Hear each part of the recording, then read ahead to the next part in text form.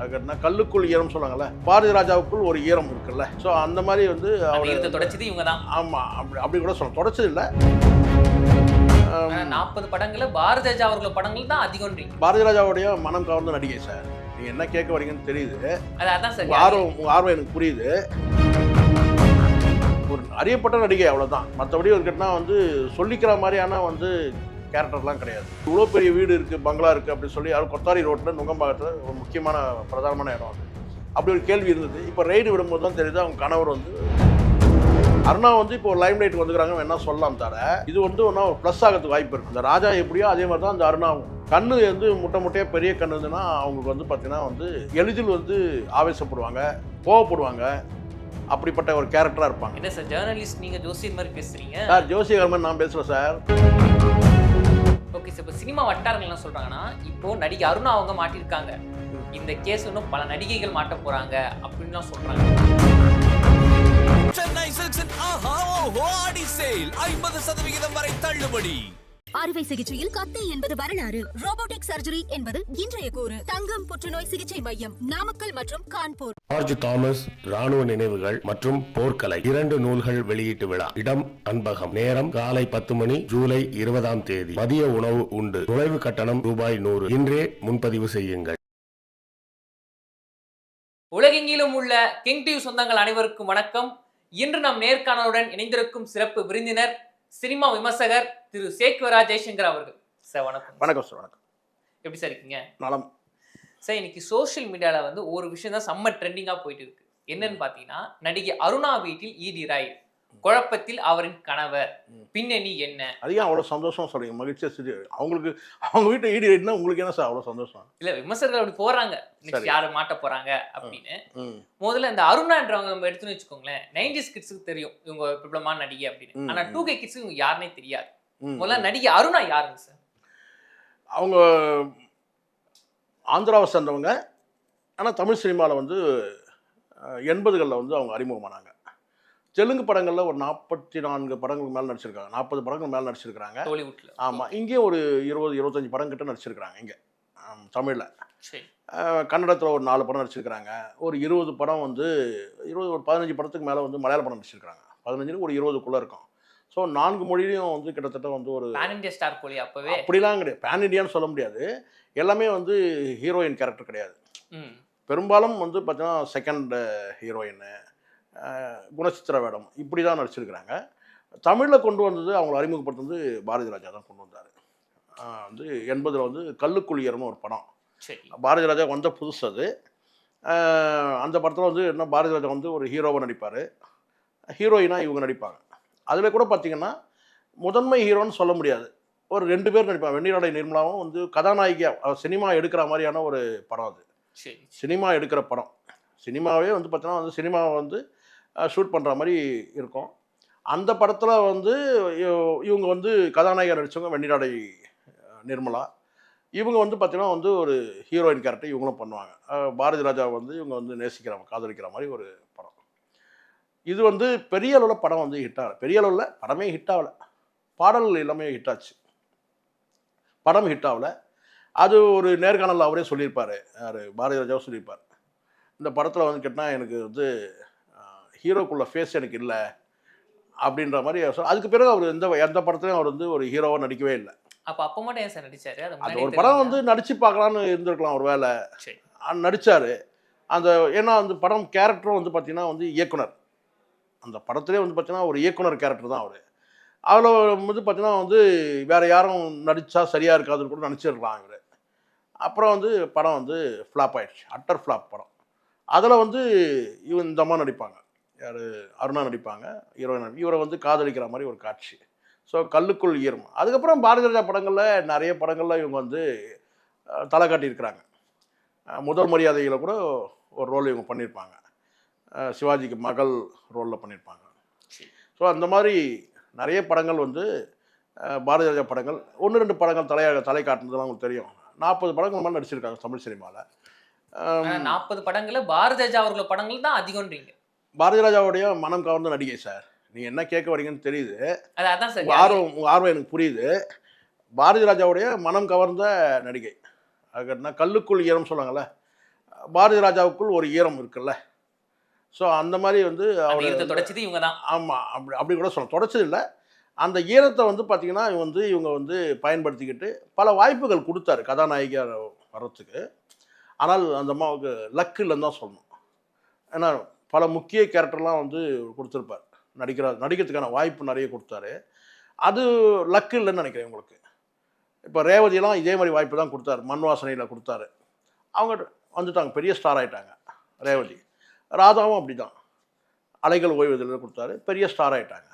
So வந்து பாரதி ராஜாவுடைய ஈரத்தை பயன்படுத்திக்கிட்ட பல நடிகைகள் வந்து மேலே உச்சத்துக்கு போயிட்டாங்க. பட் இவங்க வந்து பார்த்திங்கன்னா வந்து கடைசி வரைக்கும் வந்து இவங்க பெரிய ஸ்டார் ஆகலை. ஸோ இவங்க தாய்மொழி வந்து தெலுங்குன்றதுனால இவங்க வந்து தெலுங்கு படங்களில் ஒரு 40 படங்கள் மாதிரி நடிச்சிருக்காங்க.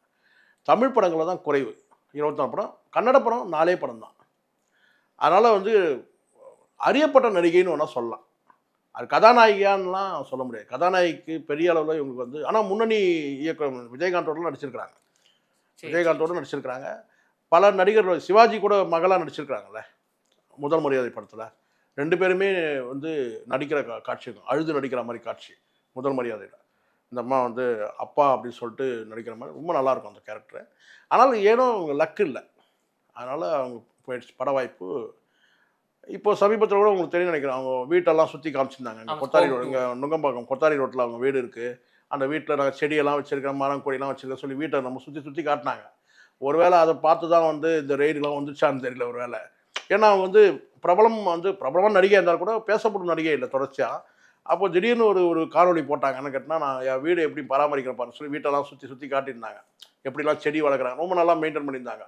அப்போ எல்லாருமே கேட்டால் இவங்களுக்கு நடிக்கிறதுக்கு வாய்ப்பே இல்லையே, இவங்களுக்கு எப்படி இவ்வளோ பெரிய வீடுன்னு சொல்லி சினிமா வட்டாரத்தில் பேசுறது உண்மை. ஏன்னா நடிக்கிறதுக்கு வாய்ப்பே கிடையாது, ஒரு சின்ன நடிகை தான், அவங்க சின்ன ரோலில் தான் நடிச்சிருக்கிறாங்க. அப்படிங்கும்போது எப்படி இவ்வளோ பெரிய வீடு இருக்குது, பங்களா இருக்குது அப்படின்னு சொல்லி, அது கொத்தாரி ரோட்டில் நுங்கம்பாக்கத்தில் ஒரு முக்கியமான பிரதானமான இடம் அது.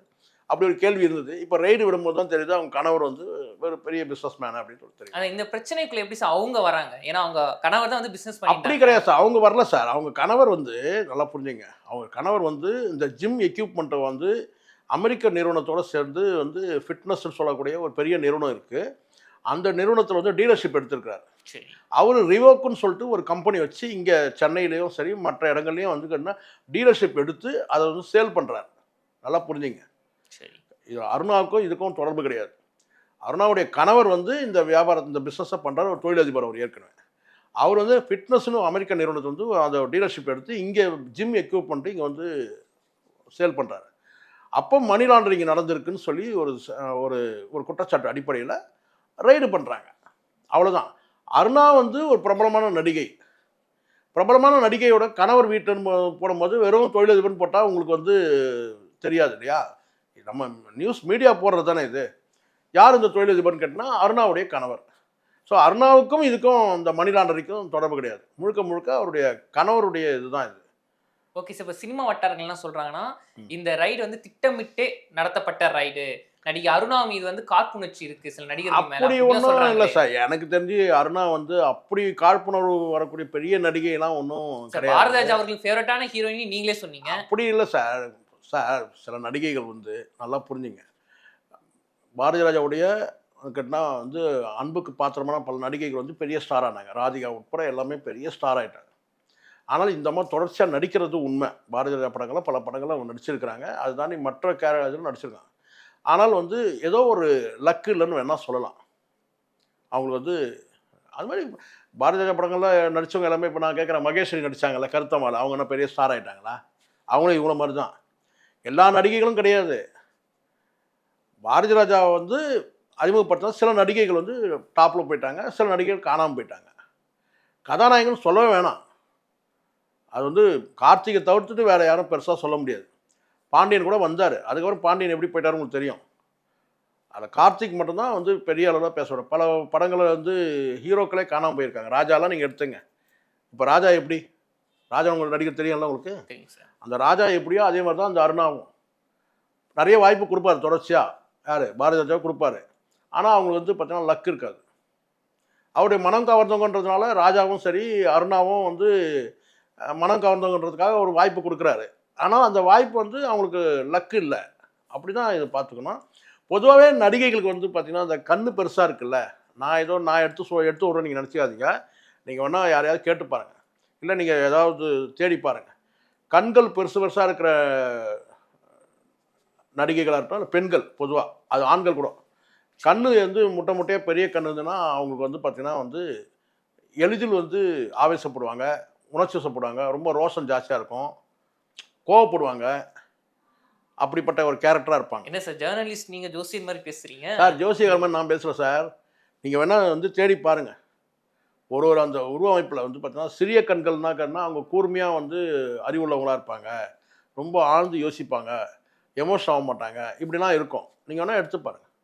இப்போ சேரனுக்கு எடுத்துக்கிட்டிங்கன்னா, ரஜினிக்கு எடுத்திங்கன்னா சின்ன சின்ன கண், சேரன் எடுத்துக்கிட்டிங்கன்னா டைரக்டர் வந்து பார்த்தீங்கன்னா சின்ன சின்ன கண். ஆனால் அவங்களாம் ஒரு சிந்தனைவாதியாக இருக்கிறாங்கல்ல, ஒரு ஆன்மீக சிந்தனை இருக்குது. அவருக்கு வந்து பார்த்தீங்கன்னா வந்து பொது தளத்தில் சிந்தனை அதிகம். சேரன், சமுத்திரக்கனி கண் வந்து சின்ன கண்கள் உள்ளவங்களுக்கு வந்து பார்த்திங்கன்னா வந்து சிந்தனைகள் அதிகமாக இருக்கும், அறிவு கூர்மையானவங்களாக இருப்பாங்க, ஆழ்ந்து யோசிக்கிறவங்களாக இருப்பாங்க, பொது கருத்தை பற்றி பொது சிந்தனை பற்றி ரொம்ப திங்க் பண்ணுறவங்களா இருப்பாங்க, இந்த மாதிரி பொது சமூகத்தை பற்றி திங்க் பண்ணுறவங்களா இருப்பாங்க. இப்படிப்பட்டவங்க முட்டையாக பெரிய கண் இருந்துன்னு வச்சுங்களேன், இது பெரிய கண்கள் இருந்ததுன்னா அவங்க எளிதில் உணர்ச்சி வசப்படுறவங்க, ஆவேசப்படுறவங்க, கோவப்படுறவங்க.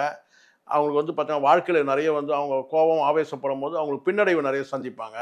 ஸோ இந்த மாதிரி தோல்விகளை சந்திப்பாங்க, இப்படி இருக்கும். ஸோ இது எல்லாருக்கும் பொருந்தமான கிடையாது. இது வந்து அறிவுபூர்வமாக நீங்கள் கேட்ட சயின்ஸ் படியான்னு கேட்டிங்கன்னா நிச்சயமாக நான் இல்லைன்னு சொல்வேன். ஆனாலும் அப்படி இருக்குது, தகவல் இருக்குது. நீங்கள் இணையத்தில் கூட நீங்கள் தேடி பார்க்கலாம். ஸோ கண்கள் பெருசாக உள்ளவங்களுக்கு, இந்த முட்டையாக பெரிய பெரிய கண்ணாக இருக்கிறவங்களுக்கு வந்து அவங்களுக்கு வந்து வாழ்க்கையில் வந்து நிறைய அவங்க வந்து சவாலை சந்திப்பாங்க.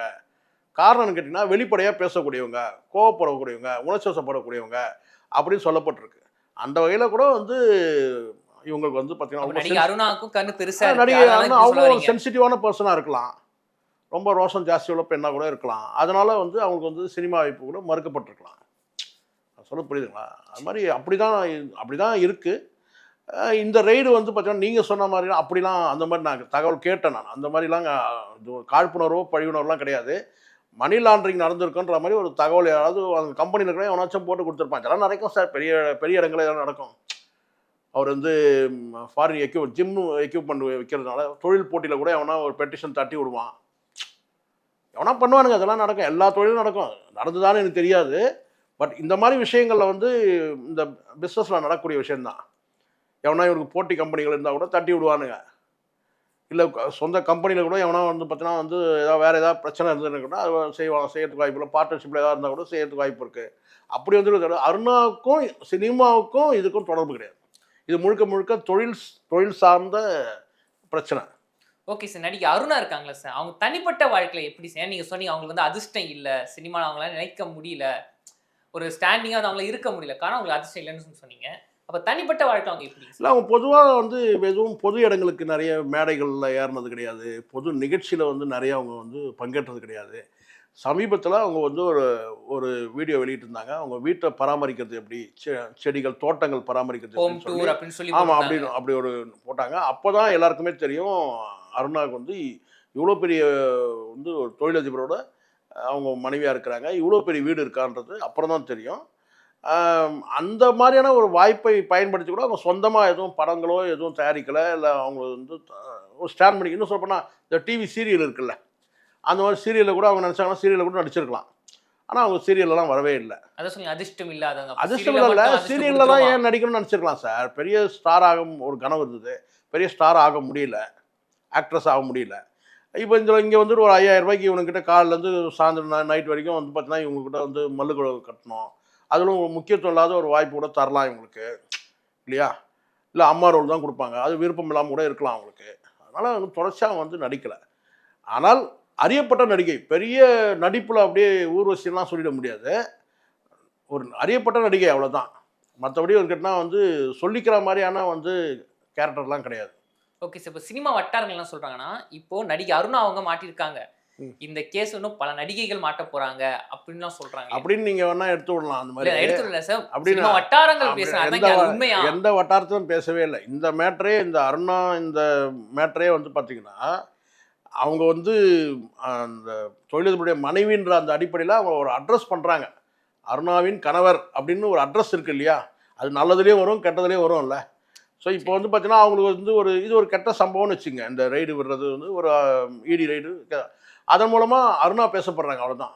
அருணா வந்து இப்போ லைம் லைட் வந்துக்கிறாங்க வேணா சொல்லலாம் தவிர இது வந்து ஒன்றா ஒரு ப்ளஸ் ஆகிறதுக்கு வாய்ப்பு இருக்குது. இப்போ அருணா பற்றி தெரியாதவங்களுக்கு இப்போ இந்த 80 கிட்ஸ்லாம் தெரியாது, 90 கிட்ஸுக்கெலாம் தெரியாது அருணானா யாருன்ட்டு. இப்போ நம்ம பேசுகிறோம்ல, அருணானா யார், கல்லுக்குளிரம் படத்தில் நடிச்சிருக்கிறாங்க, அதுக்கப்புறம் பல படங்களில் நடிச்சிருக்கிறாங்க அப்படின்னு நம்ம பேசுகிறோம்ல. இப்போ நம்ம சொல்கிறோம்ல, தமிழ் படங்களில் வந்து பார்த்தீங்கன்னா 24 படத்தில் நடிச்சிருக்காங்க, தெலுங்கு படத்தில் 44 படங்கள் நடிச்சிருக்காங்க, மலையாள படங்களில் 15 படங்கள் நடிச்சிருக்கிறாங்க, கன்னடத்தில் 4 படம் நடிச்சிருக்காங்க. அப்போது இப்போ வேணால் வந்து பிரபலமாக பேசப்படலாம். இதனால் வந்து எந்த மற்ற நடிகைகள்லாம் எந்த ஒரு சிக்கலும் கிடையாது.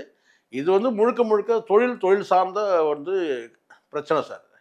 இது கரெக்டாக ப்ராப்பராக கணக்கு இருந்ததுன்னா ஒன்றுமே கிடையாது. இந்த ரைடுலாம் சாதாரணமாக வரதான் செய்யும். இன்கம் டேக்ஸ் ரைடாக இருக்கட்டும், இடி ரைடாக இருந்தாலும், மணி லாண்டரிங் சொல்லி தகவல் இருந்தாலோ அல்லது செய்தி ஏதாவது வந்தால் கூட அவங்க வந்து ரைடு நடத்தலாம். அது ஒன்றும் இது கிடையாது. இதுக்கும் அருணாவுக்கும் தொடர்பு கிடையாது. Okay sir. இந்த இடி ரைடை பற்றியும் நடிகை அருணா பற்றி நிறைய விஷயங்களை சொன்னீங்க. முக்கியமாக ஒரு வார்த்தை சொன்னீங்க, இந்த இடி ரைடுக்கும் நடிகை அருணாவுக்கு எந்த ஒரு சம்பந்தமும் கிடையாது அப்படின்னு. தொடர்ந்து பேசுவோம் சார். நன்றி சார். சென்னை சில்க்ஸின் ஆஹா ஓஹோ ஆடி சேல் 50% வரை தள்ளுபடி. அறுவை சிகிச்சையில் கத்தை என்பது வரலாறு, ரோபோட்டிக் சர்ஜரி என்பது இன்றைய கூறு. தங்கம் புற்றுநோய் சிகிச்சை மையம், நாமக்கல் மற்றும் கான்பூர். ஜார்ஜ் தாமஸ் ராணுவ நினைவுகள் மற்றும் போர்க்கலை 2 நூல்கள் வெளியீட்டு விழா. இடம் அன்பகம். நேரம் காலை 10 மணி, ஜூலை 20ஆம் தேதி. மதிய உணவு உண்டு. நுழைவு கட்டணம் ரூபாய் 100. இன்றே முன்பதிவு செய்யுங்கள்.